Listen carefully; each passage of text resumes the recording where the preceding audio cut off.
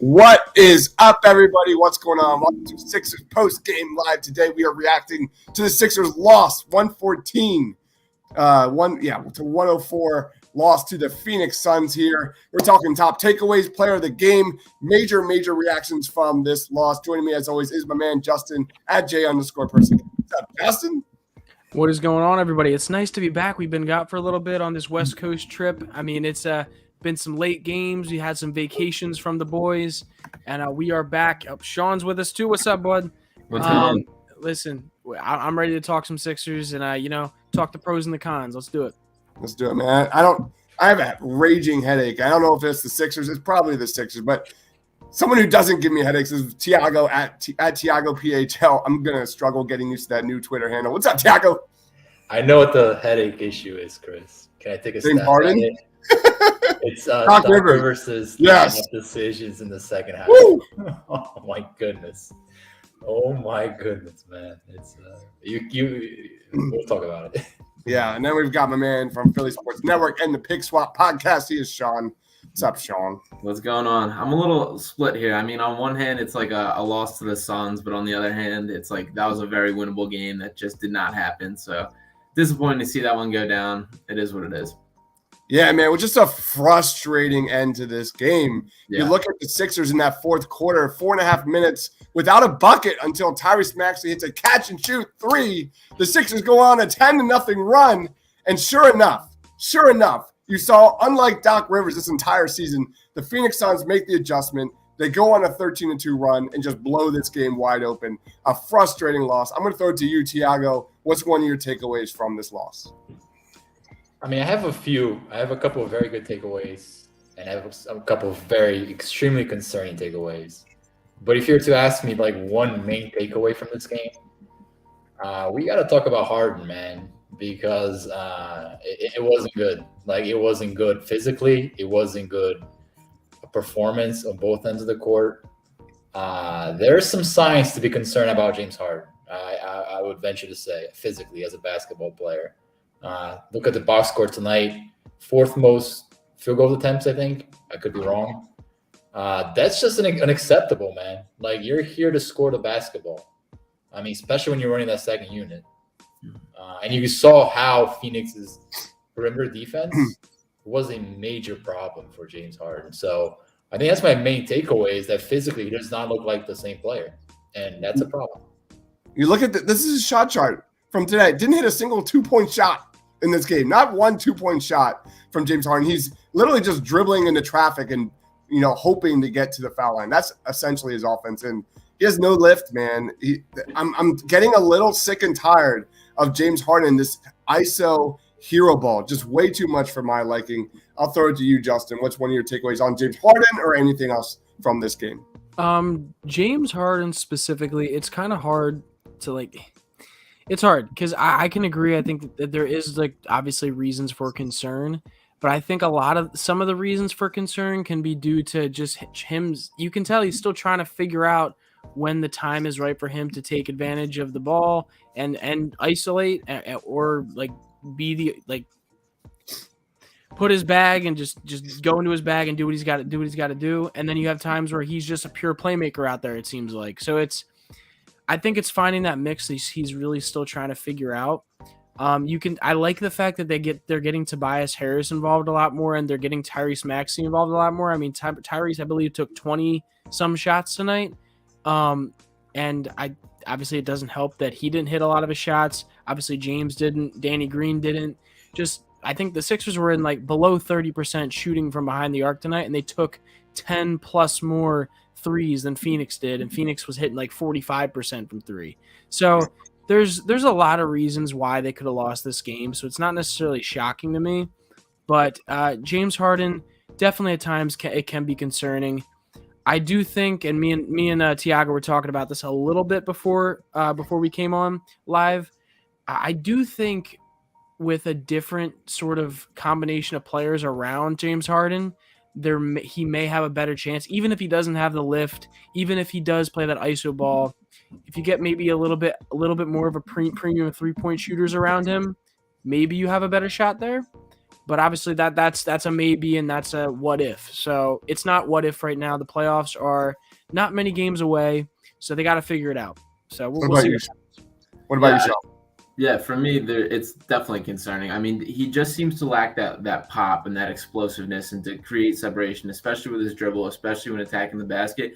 And I think this shot chart is very telling in terms of he obviously has the step back three that he pretty much lives by. And then as far as the in-between and around the rim game, it's just simply not there. And I don't know how much of that is the hamstring versus aging. And regardless, it's concerning, whichever the reason is. But there isn't any lift on the around the basket, and you just can't rely on just trying to get to the line, and it's only going to become more and more of a problem in the postseason as well. Yeah. So I don't know, it's tough. Like he has to get some semblance of like a floater game or a mid-range or something there that he needs to add to it, and until that happens, like it looks incomplete right now. I think the way Tyrese Maxey is playing tonight specifically, like you pointed out, Justin, with all the shots and the back-to-back threes there just gave the Sixers a chance again tonight. But like if it was not for Maxey, I think a whole lot more blame would be falling on Harden for it. But it is definitely a real concern at this point. Maxey is so clutch, man. So clutch. But can I just make one more point on Harden, because I think this is where the coaching should come in to help. Harden averages 6 pick and roll possessions a game. Like that's just not a lot of volume when you compare it to like Trae Young or Chris Paul.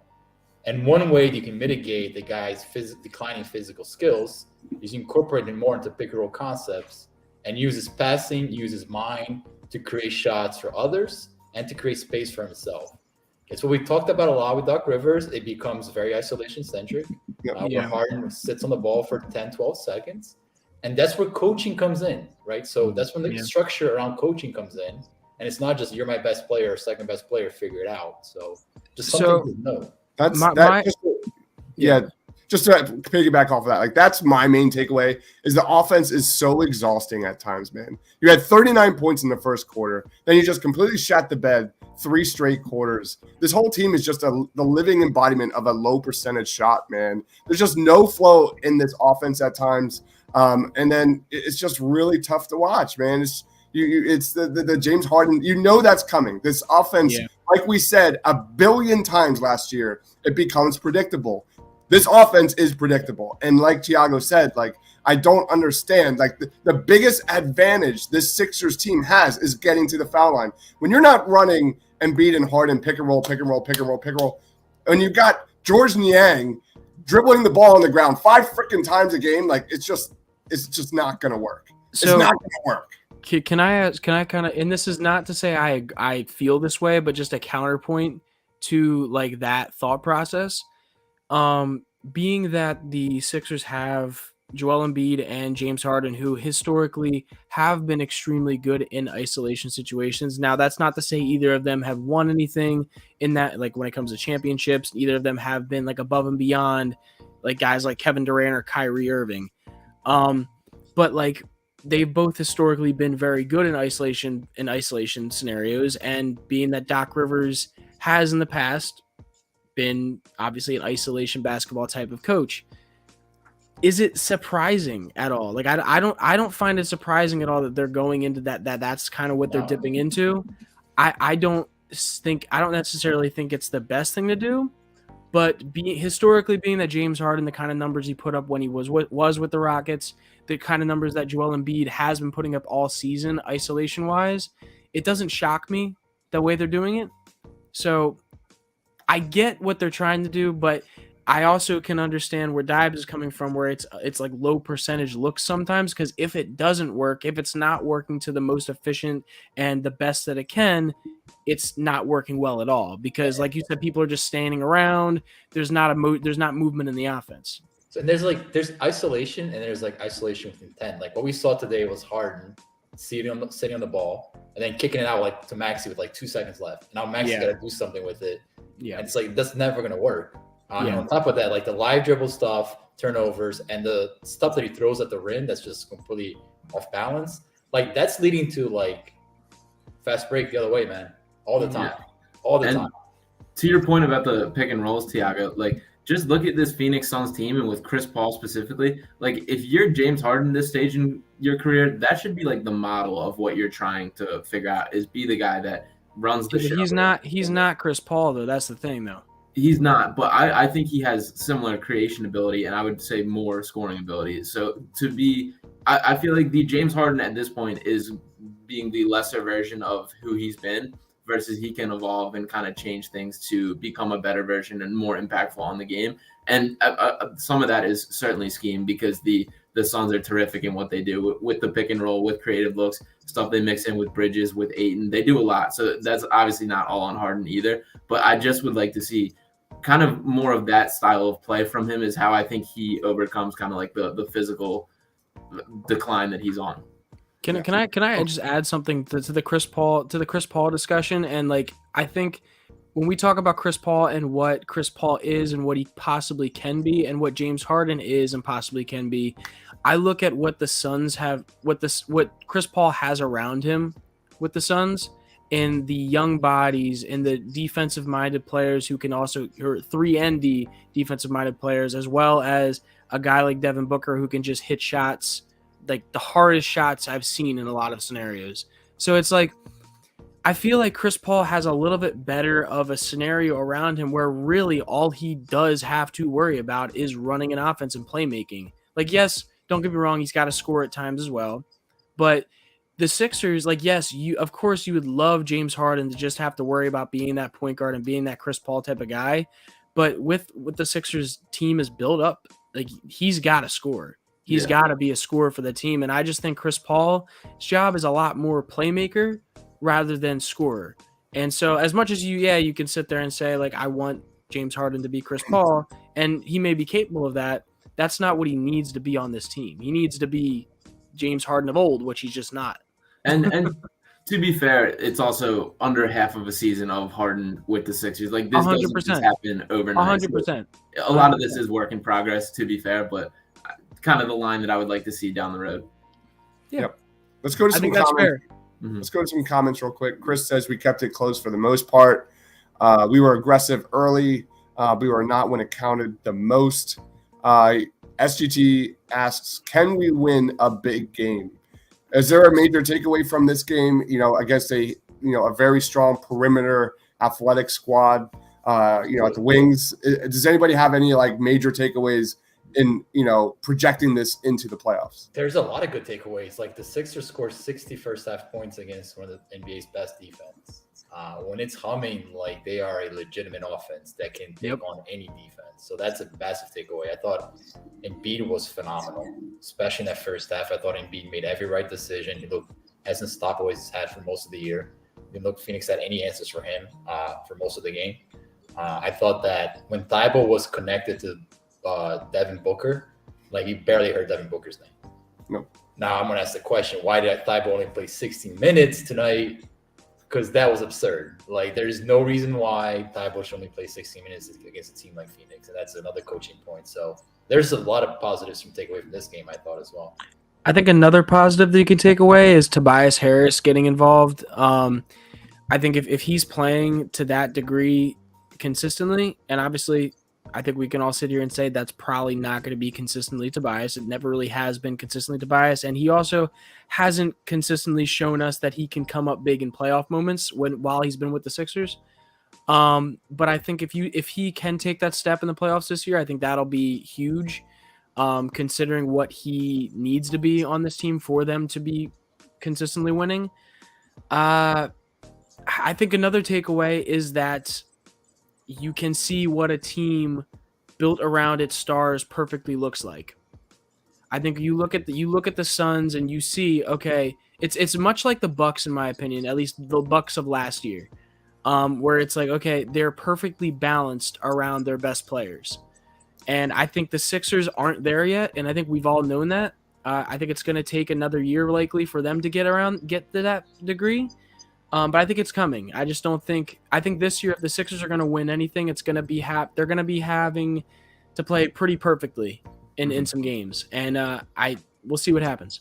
And to put a little bit of a positive spin on it, I mean, I thought the Sixers fared better than I would have expected to against like a roster like the Suns, who are legitimately the best team in the NBA right now, which the record shows, and they have the play to support that. But like their strengths are in a lot of ways the Sixers' weaknesses in terms of their athleticism, their switchability, all just like the unique and cool pieces that they have surrounding their stars. And I mean, for the Sixers to hang in that game, looked pretty good overall. Obviously, the ending was disappointing, but like the start of that game to me was very encouraging. Yep. All right. Mango Gango says major strengths, major weaknesses about the Sixers 100%. SGT says I wouldn't give James Harden the max. More times we don't play Reed over Jordan. We're going to keep blowing leads because nobody hustles. Any takes on that, guys? The DeAndre Jordan, he actually started the game okay. It was weird. He was like a -11 in his first couple of minutes. Then it went to hell, man. He had like one of those like frustrating plays where he had a block to start in the second half, I think. And then right after that was an offensive foul. DeAndre Jordan, any take on that? Should we move on? Is this enough? Is there enough tape to move on from DeAndre Jordan right now? I don't think you got to move on from him. I think he's a good depth piece, but I don't think he's the guy behind. He's gonna play, man. There's no more reason to pay him. He's their backup center. Like it's is set. Yeah, and we saw how these minutes can be absolutely horrific. Here's the thing. Next year, it's going to – and I know, obviously, people want to talk about this year, but next year it's going to be different. DeAndre Jordan's not going to be on this team anymore. Likely, I wouldn't be shocked if at least early in the season they give Charles Bassey a shot because of how he's been playing in the G League. You don't think so? I would love to. Okay, I'm sure you like, but I genuinely wouldn't be shocked. I genuinely wouldn't be shocked with the kind of production he's given on the defensive end down there. Like, obviously, Paul Reed has like in the G League last year had an insanely good year, but he played very differently than how Charles Bassey played. Charles Bassey is that pick and roll guy. If James Harden is here long term, it only makes sense. He blocks the basket. He plays in the paint. Paul Reed did a lot of isolation last year in the G League. He did a lot of Joel Embiid type stuff, and that's not what Paul Reed is going to be in the NBA. So I think Bassey, unlike Reed coming into this season, I think Bassey just make-wise of how he's going to look in the offense makes more sense for that transition. He's also just built like an NBA center. He's huge. So I think there's a very good shot that next year he could be that backup guy. But I agree with you guys. This year, it's going to be DeAndre Jordan. Paul Reed may get some minutes, but it's going to be DeAndre Jordan. They should have been building up Bassey from the jump, man. Yeah. They should have been building up that him as a backup. I think that's what they have been. And we're also forgetting about Philippe Petrusev that's over in Europe right now. Who knows what he'll be, but yeah. The NBA, man. Come on now. What are you doing? What? All right. Football Access says Ty Lue wasn't wrong. Mango Gango says getting to the free throw line is important, but Harden is baiting all the time now. He's always been baiting all the time. That's James Harden's game. That's his game. Edward says we blew this one. We got to be better. Amir says one regular season game, a 10-point loss to a 60-win team. It's not the end of the world. I fully agree with that 100%. Anthony says seems like every time they go against elite defensive teams and Harden doesn't get calls, he gets passive and can't score. And B was going 1 for 5 down the stretch, just like Ben was here. That's the offense. Like we've been talking about that all show. That is just your second best player can't take 9 shots a game, right? I mean, that's what people held. That still was the knock on Ben Simmons, is that you're not being aggressive. You're getting the same type of stuff from Harden. Yeah, but there is a difference in the sense that Tyrese Maxey did take a lot of different kinds of shots. Like when Ben Simmons, when that was the case, I felt like it was all on Joel Embiid's shoulders. Tonight didn't feel like an all on Joel Embiid's shoulders type of night. It just felt like nobody outside of him was hitting shots. It felt like Tyrese Maxey was taking tough shots and taking big shots at the end of the game. Yeah, he hit those 2 shots to kind of get him going, but then he missed some mid-range shots, missed some shots around the rim.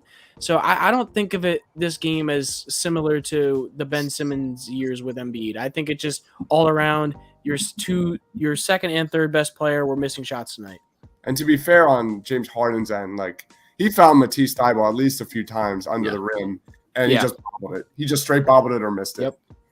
So let's roll on here to player of the game. Let's throw it to you, Sean. who is your player of the game tonight? I'm going to give it to Tobias Harris here, which Nice. usually pretty critical of Tobias, but he really did. That stretch he played with the second unit early on was crucial to the Sixers in this game and kept them in it. I would have liked to see a little more late, but overall, a very good Tobias game, and I was very happy to see him being able to run the show there. He's having like a low-key, solid last 15 games. Doing okay. I'm not saying like he's like all better now, but it's been better. What about you, Tiago? Who's your player of the game?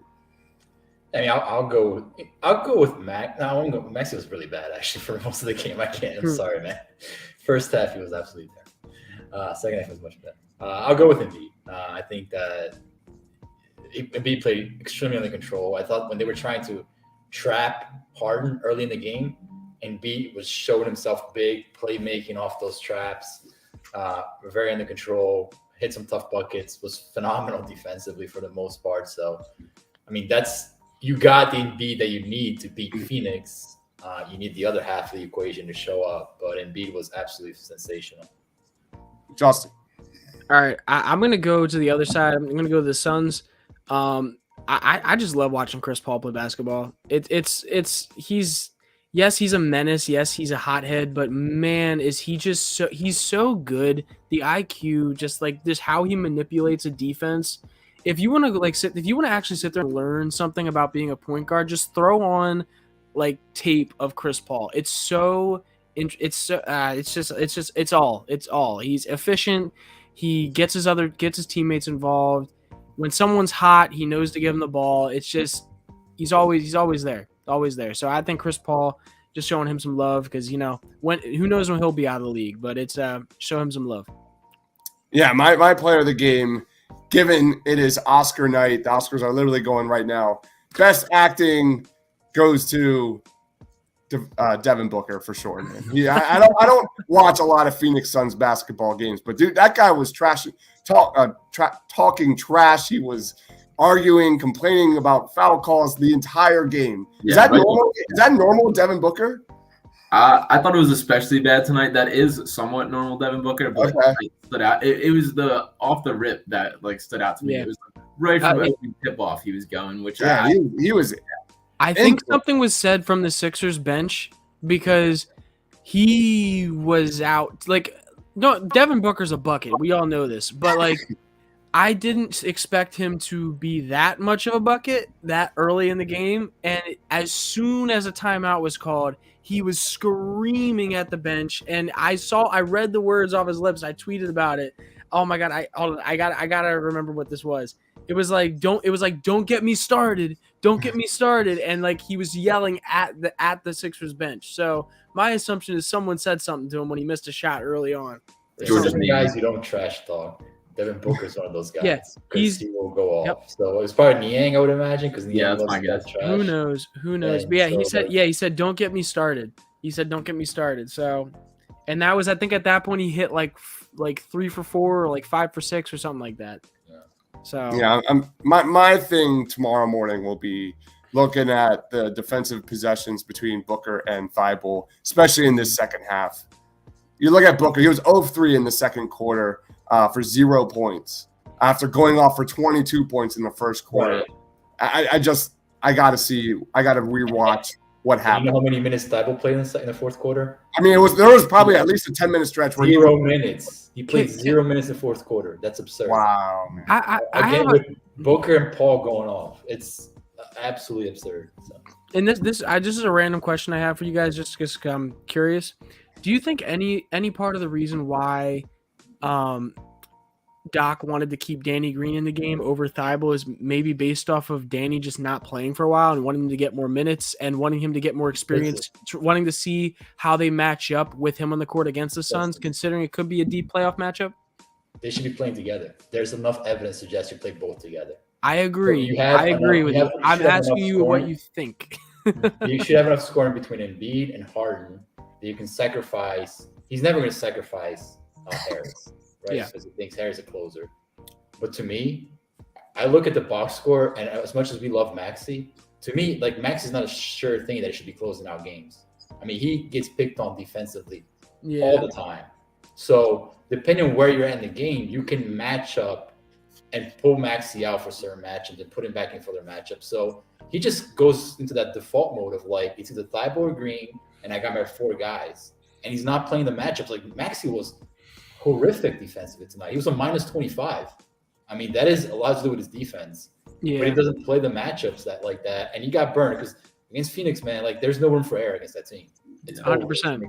100%. I just don't think you can. I honestly don't know if you can take Maxey off the court. Just because my reasoning is partially based off ball handling guys, and like if they for some reason take away Harden, I think you got no ball handling. No, you got Embiid. Well, sure, but if you want to maximize Embiid, you want to have him either down low or positioning himself early on if you can. And so, like, if you're worried about him bringing the ball up the court, we've seen historically at this point about when Embiid has to be that guy at the end of games bringing the ball up the court, he either gets sloppy and the ball goes wherever he wants to, or he doesn't always get a good shot. Just because he's trying to dribble into something that's not there a lot of times because he's double teamed. So I see what you're saying, and I don't disagree with you. Then take out Tobias Harris, man. Sure, yeah. But you know that's not going to happen either. What is Tobias giving you late in the game? Nothing. Yeah. I don't disagree with you there, but yeah, the defensive concerns are for sure there, and that's been with Maxey since he's come here. That's been what's holding him back for getting minutes since like being on the Sixers. But I do think he should be more of a lock than Harris, even though I know that's not the case, because I feel a similar way about matchups. And Harris doesn't kill you in the same way, but there's a lot of just like doesn't help you either, I feel. Whereas like Maxey still as bad as he was defensively, like they needed him for those 2 big threes and to be able to be a spark plug.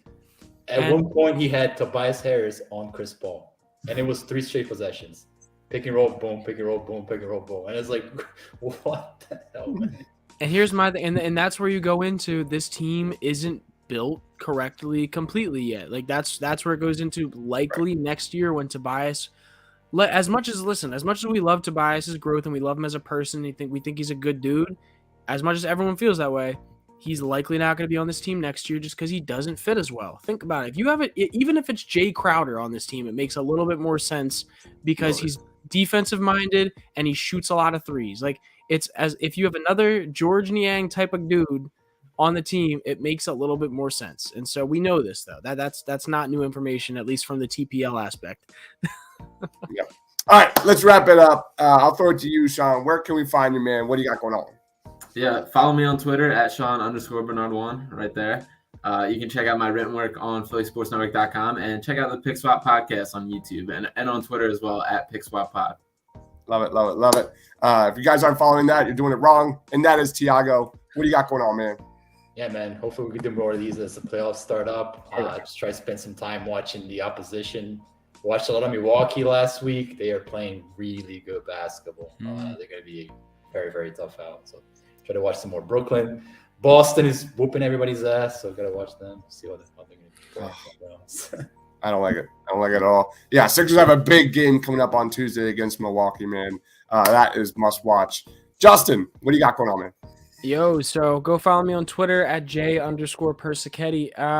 Honestly, lately I've been kind of busy, so I haven't been super busy with content, but I'm trying to start it back up. So Blue Coats basketball, Miles Powell, Shamori Pons, Charles Bassey have been all looking really good down in the G League with the Blue Coats. Braxton Key, Blue Coats guy, he won the champion. He went to the playoffs with Paul Reed and Justin Robinson last year. He won a championship this year with the Blue Coats and is now playing with the Detroit Pistons. I feel sorry for him, but also happy for him at the same time. So, got good things going on down in the G League. Go check me out there to get some information. All right, guys. Thank you, everyone, for watching. Smash that subscribe button if you love the Philadelphia 76ers or hate Doc Rivers. No, I'm just playing. All right. Thanks, for Justin, for Tiago, for Sean. Stay awesome, everyone.